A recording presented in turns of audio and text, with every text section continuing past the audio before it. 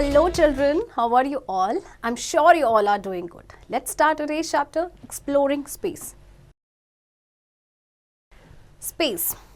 Space begins where the Earth's atmosphere ends. It is about 1,000 kilometers above the surface of the Earth. It is a dark, airless and silent place. All the stars and planets you see in the sky at night are located in space. Humans are trying to gather information about it by manned and unmanned spacecrafts. Space आपका शुरू होता है जहाँ पे आपका atmosphere and होता है. ये आपका लगभग 1000 किलोमीटर्स अर्थ के सरफेस से ऊपर है. ये बहुत ही डार्क, एयरलेस और साइलेंट प्लेस है. जितने भी स्टार्स एंड प्लैनेट्स आप स्काई में देखते हैं वो सभी स्पेस में लोकेटेड है. एंड ह्यूमन्स ने बहुत सारी इंफॉर्मेशन जो है वो गैदर की है अबाउट स्पेस. स्पेसक्राफ्ट और spaceship. Spacecraft is a vehicle which carries man into space. It is called spaceship as we can travel to space by it. It is launched by rockets with a speed of about 40,000 kilometers per hour. This high speed is required to overcome the downward pull of the Earth's gravity. Astronauts or cosmonauts are those brave men who go into space riding on spacecrafts. They wear special airtight space suits with oxygen inside. Note, astronaut is a name used by Americans and cosmonaut is a name used by Russians. अच्छा, spacecraft ना आपका एक vehicle होता है. जैसे कि हम travel करने के लिए व्हीकल का यूज़ करते हैं ना, कार्स है, बसेस है, एरोप्लेन्स. तो इसी तरह से स्पेस में जाने के लिए जिस व्हीकल का यूज़ किया जाता है that is called spacecraft. Okay, और इसको स्पेस शिप कहा जाता है क्योंकि इसमें हम ट्रैवल करके स्पेस तक जाते हैं. ये रॉकेट्स से लॉन्च किया जाता है और जिसकी स्पीड होती है 40,000 किलोमीटर्स पर आवर. एस्ट्रोनॉट्स और कॉस्मोनॉट्स दोनों एक ही वर्ड्स है. एस्ट्रोनॉट कहा जाता है अमेरिका में एंड कॉस्मोनॉट जो है आपका एक रशियन वर्ड्स है. ये वो लोग होते हैं जो स्पेस पे जाते हैं इस स्पेस क्राफ्ट पे बैठ के. वो एक स्पेशल सूट वेयर करते हैं जिसे स्पेस सूट्स कहा जाता है जिसमें ऑक्सीजन होता है. Satellite.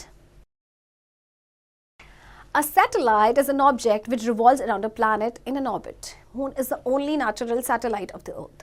Some of the spaceships or spacecraft circle around the Earth. They are called artificial or man-made satellites. Artificial satellites may be seen clearly in the night sky as they reflect sunlight. अच्छा, satellite आपका एक object होता है जो planet के around revolve करता है एक ऑर्बिट में.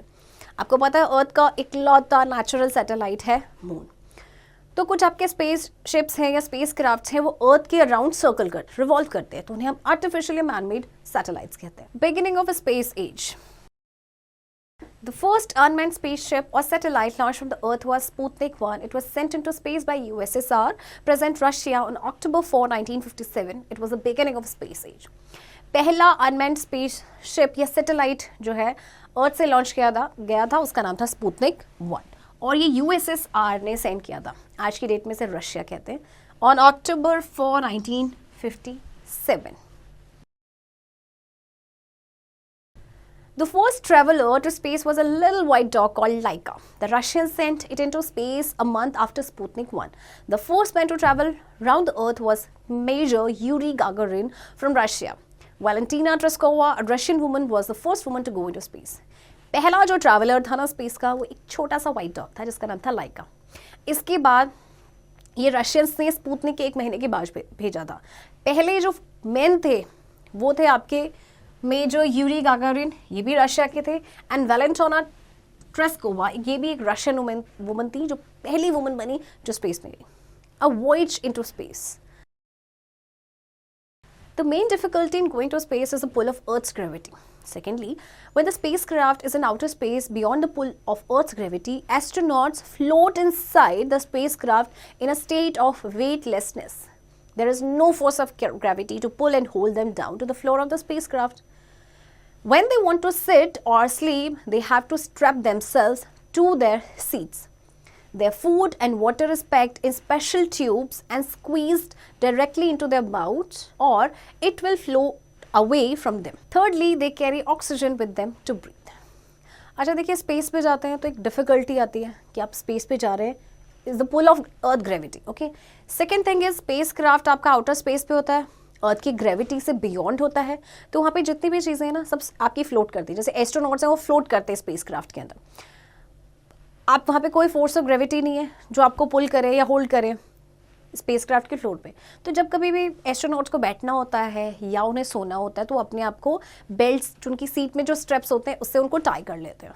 उनका जो फूड और वाटर है वो के स्पेशल ट्यूब्स में पैक्ड होता है और वो डायरेक्टली उनके माउथ में स्क्वीज हो जाता है, नहीं तो क्या होगा कि वो फ्लोट करने लगेगा। थर्ड थिंग इज कि ऑक्सीजन अपने साथ लेके जानी होती है क्योंकि वहाँ पे एयर नहीं है। One small step for main. Neil Armstrong was the first man to set foot on the moon. When he stepped on the moon from Apollo 11, he said, "That's one small step for man, one giant leap for mankind." आपको पता होगा first man जिन्होंने moon पे अपना कदम रखा था वो थे नील आर्मस्ट्रॉन्ग, अमेरिकन एस्ट्रोनॉट। तो ये आपके गए थे अपोलो 11 में और ये उनकी स्टेटमेंट थी जब वो आपके मून पे उन्होंने कदम रखा था। In Apollo 11, the rocket and spacecraft together were 111 meters tall as 36-story building. The spacecraft was made up of three parts: command module, service module, and lunar module. The largest part was a command module, and it was the most important one. At its bottom were all the engines, and in the middle were rooms for astronauts with windows from which they could watch the Earth, the Moon, and the stars. They kept their food and all the necessities there. In the front was a door to lunar module. There were 3 rockets to launch it into space beyond the pull of the Earth's gravity. Every rocket contained fuel and oxygen to burn it. अच्छा देखिए, Apollo 11 में जो rocket and space craft थे वो दोनों की जो height थी वो थी आपकी 111 मीटर्स, यानी कि जितनी लंबी एक 36 स्टोरेड बिल्डिंग होती है। स्पेस क्राफ्ट को 3 पार्ट्स में बनाया गया था। वो 3 पार्ट्स थे आपके। तो जो लार्जेस्ट पार्ट था कमांड मॉड्यूल था और ये मोस्ट इंपॉर्टेंट वन था। इसके बॉटम में इंजन्स एंड मिडल में रूम्स थे एस्ट्रोनॉट्स के और उन रूम्स में विंडोज थी जिससे कि एस्ट्रोनॉट्स मून्स, अर्थ और स्टार्स को देख सकते थे। इनका जो खाना और जितनी भी इनकी ज़रूरत के सामान थे वो सारे के सारे यहीं पे रखे थे और फ्रंट में एक डोर था आपके ल्यूनर मॉड्यूल में। इसके बाद 3 रॉकेट्स थे जो कि स्पेस में लॉन्च करने थे beyond the pull of earth's gravity and हर रॉकेट में फ्यूल एंड ऑक्सीजन था to burn it. On July 16, 1969, the 4-stage rocket was fired and Apollo 11 shot up. As the spacecraft pulled away, the pull of the Earth's gravity became less and less. When the spacecraft reached the moon, gravity of moon began pulling it. First, the spacecraft went around the moon 10 times. Then Aldrin and Armstrong crawled into the lunar module. It was smaller and it had 2 seats for them. It also had 2 doors and 2 windows.